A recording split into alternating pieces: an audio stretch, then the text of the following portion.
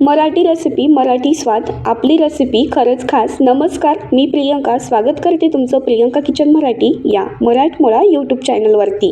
तुम्ही सर्वांनी थंबनेलला तर पाहिलंच असेल. आज आपण अतिशय भन्नाट एकदम आठवडाभर टिकणारा गाजराच्या खिसामध्ये गव्हाचं पीठ टाकून पदार्थ बनवतोय. बघितल्यानंतर लगेचच करायला घेताल एवढी भन्नाट चवीची रेसिपी आहे. त्यासाठी तुम्हाला काय करायचं, एक गाजर वाटीभर खीस होईल इतकं खिसून घ्यायचं आहे. तर एक मोठं गाजर मी इथे खिसून घेतलं होतं, त्याचा वाटीभर खीस पडलेला आहे. बघू शकता खिसणीमध्ये छान हे गाजर मी खिसून घेतलेलं आहे. आता गाजर खिसून झालेलं आहे. तर बघू शकता एक वाटी जो गाजराचा खीस आपण खिसून घेतला होता तो एका पातेल्यामध्ये मी काढून ठेवलेला आहे, म्हणजे साईडला करून ठेवलं आहे त्याला थोड्या वेळ. आता आपल्याला एक वाटी गाजराच्या खिसासाठी अर्धी वाटी गूळ भरेल इतकंच तुम्हाला गूळ चाकूने छान कट करून घ्यायचा आहे. आज आपण अजिबात साखरेचा वापर न करता गुळापासून भन्नाट ही रेसिपी करतोय. आता गुळापासून का बनवतोय तर मी त्याचं कारण तुम्हाला सांगते. साखरेमुळे या रेसिपीला एवढी चव येत नाही, तेवढी गुळामुळे खूप जास्त चव येते या रेसिपीला. तर पहा, आता इथे अर्धी वाटी गूळ भरेल इतका हा गूळ छान मी कट करून घेतलेला आहे. तर बघू शकता मस्त अर्धी वाटी गूळ भरेल इतकाच मी चाकूने या गुळाला कट करून घेतलेला आहे. बघू शकताय अगदी अर्धी वाटीच गूळ इथे आपला छान चाकूने कट करून झालेला आहे. आता आपल्याला पुढची प्रोसेस करायची आहे. त्यासाठी आपल्याला गॅस चालू करून गॅसवरती कढई तापायला ठेवायची आहे.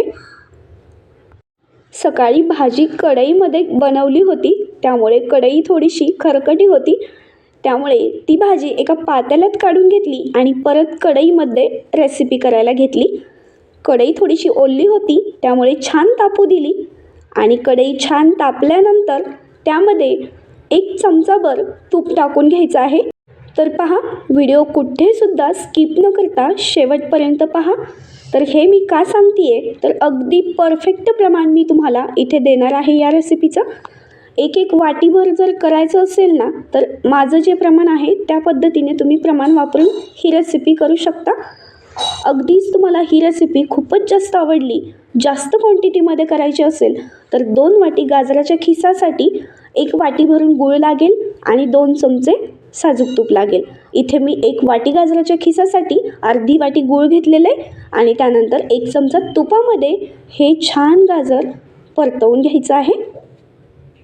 अगदीच तुम्हाला कुठे प्रवासामध्ये जायचं झालं तर तुम्ही हा भन्नाट चवीचा पदार्थ नक्कीच नेऊ शकता. ही रेसिपी तुम्हाला आठवडाभर खायची असेल ना तर खूपच जास्त क्वांटिटीमध्ये तुम्हाला ही रेसिपी बनवायची असेल ना तर अगदी 3 गाजरं घ्यायचे. 3 गाजरासाठी तुम्हाला 1.5 वाटी गूळ लागेल. मी करून बघितलेली आहे म्हणून ह्याचं प्रमाण मी तुम्हाला सांगते. 3 वाटी गाजरासाठी 1.5 वाटी गूळ आणि 3 चमचे साजूक तूप. तुपामध्ये ना छान गाजर परतल्यामुळे त्याला खूपच छान टेस्ट येते या पदार्थाला. तर गूळ टाकून आता छान परत हा गूळ पाणी न टाकता गाजरामध्ये छान वितळून घ्यायचा आहे. तर बघू शकता आता छान थोडं थोडं जसं जसं आपण गाजर गुळामध्ये परतून घ्याल ना तसं तसं गूळ मेल्ट व्हायला लागेल. तर बघू शकता पूर्णपणे छान असा गूळ वितळलेला आहे. अजून आज आपण नेमकी कोणती रेसिपी करतोय हे तुम्हाला आणखी समजलं नसेल ना तर तुम्हा सर्वांना माझं एक प्लीज निवेदन आहे. हा व्हिडिओ तुम्ही कोणत्या गावातून किंवा कोणत्या शहरातून पाहताय हे मला नक्की सांगा, म्हणजे मला सुद्धा समजेल की माझ्या या छान छान रेसिपीचे व्हिडिओ कुठपर्यंत पोहोचत आहेत. सोबत जर तुम्ही आपलं प्रियंका किचन मराठी हे मराठमोळा चॅनल सबस्क्राईब नसेल केलं ना तर नक्की चॅनलला सबस्क्राईब करा. सोबत बाजूचं बेल आयकन प्रेस केलं तर पुढची अजून जी येणारी छान रेसिपी आहे त्याचे नोटिफिकेशन सर्वात अगोदर तुमच्यापर्यंत पोहोचतील. तर बघू शकता गूळ छान वितळल्यानंतर मी झाकण ठेवलं आणि गुळामध्येच या गाजराला छान घट्टपणा येईपर्यंत शिजवून घेतलं. तर बघू शकताय मस्त मी चेक करून सुद्धा दाखवते. अगदी परफेक्ट हे गाजर शिजलेलं आहे गुळामध्ये न पाण्याचा वापर करता. आता तुम्ही इथपर्यंत व्हिडिओ पाहत आलाच आहात तर तुम्हाला या रेसिपीचं मी नाव सांगून देते. आतुरतेने सर्वजण आत्तापर्यंत वाट पाहत होते की नेमकी ही गाजरापासून कोणती बरं रेसिपी. तर आज आपण मस्त गाजराचे घारगे बनवतोय. जसं भोपळ्याचे घारगे बनवतोय ना, अगदी त्याच पद्धतीने तुम्हाला गाजराचे घारगेसुद्धा करता येतात बरं का. तर बघा, इथे गाजर गुळामध्ये छान मस्त घट्टपणा येईपर्यंत शिजवून घेतलं होतं. ते आता छान एका पातेल्यामध्ये मी काढून घेते. आता हे जे पातेल्यामध्ये काढून घेतलेलं आहे ना, त्याच्यामध्ये आपल्याला काय करायचं आहे, एक वाटी भरूनच गव्हाचं पीठ टाकायचं आहे. आता बघू शकताय, एक वाटीच मी इथे गव्हाचं पीठ घेतलं आहे. एक वाटी गाजराच्या खिसासाठी, अर्धी वाटी गूळ आणि एक वाटी गव्हाचं पीठ. गव्हाचं पीठ टाकून घेतल्यानंतर चवीनुसार मीठ घालून घ्यायचं. आणि अजून तुम्हाला यामध्ये कुठली जिन्नस ॲड करायची असेल तर तीसुद्धा तुम्ही ॲड करू शकताय. म्हणजे जसं की तुम्हाला इथे विलायची पूड ॲड करायची असेल, टेस्ट अजून वाढवण्यासाठी विलायची पूड, थोडा ओवा, छान लागते चव त्यामुळे. तर चला, आता इथे मी फक्त चवीपुरतं मीठ घातलेलं आहे. आता आपण गुळामध्ये जो गाजराचा खीस शिजवून घेतला होता ना, त्याला गव्हाच्या पिठामध्ये न पाणी घालता अगोदर छान मिक्स करून घ्यायचं आहे. आणि त्यानंतर जसं जसं पाणी लागेल ना, अगदी त्या पद्धतीने पाणी टाकून हे पीठ छान मर्दून घ्यायचं आहे. तर बघू शकताय, आता इथे मी पाणी न वापरता छान चोळून घेतलं होतं. आता मला पाणी कितपत लागतं आहे हे सुद्धा मी तुम्हाला प्रमाण सांगते. तर इथे मी अगोदर अर्धा कप पाणी घेतलेलं आहे. तेच पाणी मी ते आत्तापर्यंत वापरत आहे. तर बघू शकताय, अगदी थोडं थोडं पाणी टाकूनच हे व्यवस्थित तुम्हाला पीठ मळून घ्यायचं आहे. तर बघा, अगदी मला अर्धा कपाच्या थोडंसं वरी हे पीठ तिंबायला पाणी लागलेलं आहे. आता हे जे पीठ आपण मळून घेतलेलं आहे ना, त्याला थोडासा घट्टपणा यावा इतपत तुम्हाला हे पीठ मळून घ्यायचं आहे. पहा, व्हिडिओमध्ये दाखवते अगदी त्या पद्धतीने. आता झाकण ठेवून तुमच्याकडे जेवढा टाईम असेल ना, तेवढा वेळ हे पीठ मुरत ठेवा. आता मी याला साधारण 20 मिनिटासाठी छान भिजू दिलं होतं. तर पहा, मस्त पीठ आपल्याला भिजलेलं आहे. आता थोडं थोडं तेल टाकायचं आणि मस्त तेलामध्ये हे छान पीठ परत एकदा मळून घ्यायचं आहे. तर पहा, मस्त तेलामध्ये सुद्धा हे पीठ मी छान मळून घेतलेलं आहे. तर आता तेलाचा हात तुम्ही पाहू शकताय, हाताला सुद्धा थोडंसं तेल लागलेलं आहे माझ्या. त्याच तेलाच्या हाताने छान मस्त असे जेवढे होतील ना, तेवढे छोटे छोटे गोळे तयार करून घ्यायचे. जसे आपण पुरी लाटायला गोळे करतो ना, अगदी त्या पद्धतीने. तर पहा, आता इथे मी संपूर्ण पुरीच्या आकारासारखे सगळे काही गोळे याचे तयार करून घेते. तर बघू शकताय, इथे मी संपूर्ण पुरीच्या आकारासारखे सगळे काही गोळे तयार करून घेतले आहेत. तर हे गोळे एकसारखेच मी तयार करून घेतलेले आहेत. तर बघू शकताय, आता आपले हे गोळे तयार करून झालेले आहेत ना, आता याला साईडला करून ठेवूया. आणि पोळपाटावरती जशी अगदी पुरी लाटतो ना, अगदी त्याच पद्धतीने तुम्हाला लाटून घ्यायची आहे. तर पहा, आपण जे गोळे तयार केले होते त्याच पिठामधला एक गोळा घ्यायचा आणि छान अगदी पुरी लाटतो त्या पद्धतीने तुम्ही ही पुरी लाटू शकता. अगदीच एक एक पुरी लाटायला जास्त वेळ जात असेल, जास्त क्वांटिटीमध्ये हा पदार्थ करत असाल ना, तर काय करायचं, एक चपाती इतका गोळा घ्यायचा आणि जशी चपाती लाटतो त्या पद्धतीने चपाती लाटायची. आणि गोल जो साचा असतो ना तुमच्याकडे, त्या साच्याने छान छोट्या छोट्या गोल आकारामध्ये पुऱ्या करून घ्यायच्या. असंही तुम्ही करू शकता, म्हणजे पटकन रेसिपी होते. तर पहा, आता इथे मी छान अशी गोल गिरगिरीट बघू शकताय मस्त पुरी लाटून घेतलेली आहे. आता मेन महत्त्वाची गोष्ट मी तुम्हाला सांगते, ही जी मी पुरी लाटती आहे ना, त्या पुरीला मी अजिबात फुगवणार नाही.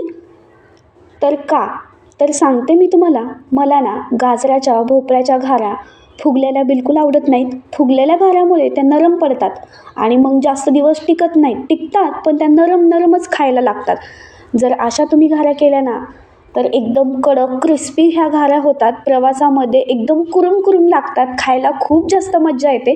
कधी कधी तर मी या घाऱ्या बनवल्या ना, चहासोबतसुद्धा एन्जॉय करते, खूप भारी लागतात. तर काय केलं आहे, आता पुरी लाटून घेतल्यानंतर थोडंसं तिळाने मी डेकोर केलं आहे मस्त पुरीला, जेणेकरून ती पुरी जास्त पण तिळाला मी लाटून घेतलं नाही. जास्त जर दाब देऊन लाटलं तिळाला तर मग ती पुरी फुगते मस्त, आणि थोडं थोडं दाब देऊन जर लाटलं तर मग ती पुरी फुगत नाही. तर मला ती पुरी तशीच हवी आहे, त्यामुळे मी अगदी अलगद हातानेच तीळ टाकून छान थोडं थोडं लाटून घेतलं. तर बघू शकताय संपूर्ण या गाजराच्या घाऱ्या आता तळण्यासाठी मी सगळ्या काही लाटून घेतलेल्या आहेत. पहा कलर किती मस्त दिसतोय. असं वाटतंय की कधी होत्यात आणि कधी मी खायला बसेल. इतक्या मला प्रचंड आवडतात ह्या, पण कडक झालेल्या असल्या तर, नरम अजिबात मला तोंडात घेऊ वाटत नाही. तर चला, मस्त या घाऱ्या बनून झालेल्या आहेत. आता आपण तळायला घेऊया. तळताना एक गोष्ट लक्षात ठेवायची, जर तुम्हाला क्रिस्पी कडक घारी हवी असेल तर कमी गॅसवरतीच ही घारी तळायची, आणि जर नरम पाहिजे असेल तर त्यामुळे हाय गॅस तुम्हाला करावा लागेल. त्यामुळे व्यवस्थित ती फुगते आणि खूप जास्त नरम पडते. मला ती बिलकुल आवडत नाही तशी घारी, त्यामुळे मी अशी कमी गॅसवरती ही घारी तळून घेणार आहे. आणि फुगवणार तर बिलकुलच नाही त्याला, कारण फुगवल्यानंतरच काय होतं, जरी पण आपण कमी गॅसवरती पण ती घारी फुगवली ना, फुगवल्यानंतर पण काय होतं, खालचा जो भाग असतो ना तो नरमच असतो, वरचा फक्त कडक राहतो. त्यामुळे मला ती फुगवलेली घारीच बिलकुल आवडत नाही. त्यामुळे मी अशाच घाऱ्या बनवत असते. आणि घारी फुगली नाही ना की एकदम कडक क्रिस्पी लागते, खायला एकदम पावासारखी कुरुम कुरुम लागते आणि एकदम गोडपणा येतो त्याचा, एकदम स्वाद वेगळाच असतो. तर मग थोडासा व्हिडिओ मोठाच होऊन जातो. तर पहा, मस्त न फुगवता ही घारी मी छान प्रकारे तळून घेतलेली आहे. तर पहा कलर किती मस्त आलेला आहे घारीला. तर बऱ्याच लोकांच्या मनामध्ये एक प्रश्न असेल की घारी फुगल्यानंतरच छान होते आणि ही कारणं देते आहे, हिची घारी फुगली नसेल म्हणून ही एवढे कारणं देते आहे. तर असं बिलकुल नाही बरं का, असं अजिबात समजू नका, कारण मला घारी खूप जास्त कडक असली तरच खावीशी वाटते. आणि जरी फुगली तरी मला सांगा ना, फुगलेला भाग जो खालचा असतो तो नरमच पडतो की नाही, आणि वरचा जो असतो तो कडक असतो. मग खालचा नरम खाण्यात काय मज्जा आहे. सगळीच घारी जर कडक खाल्ली तर किती छान ना. मला अशीच आवडते. तुम्हाला कशी आवडते नक्की कमेंट करा. तर चला, मस्त आता इथे माझ्या संपूर्ण घाऱ्या मी छान अशा तळून घेते. तर पहा, इथे माझ्या संपूर्ण घाऱ्या सगळ्या काही तळून झालेल्या आहेत. तर पहा, तळल्यानंतर थोडीशी घारी तुम्हाला सॉफ्ट दिसत असेल, पण तुम्हाला मी शेवटी आवाजसुद्धा ऐकवणार आहे बरं का. खूप जास्त क्रिस्पी झाली होती ही घारी. तर पहा, मस्त आपल्या घाऱ्या संपूर्ण काही तळून झालेल्या आहेत. आवाज ऐका आता.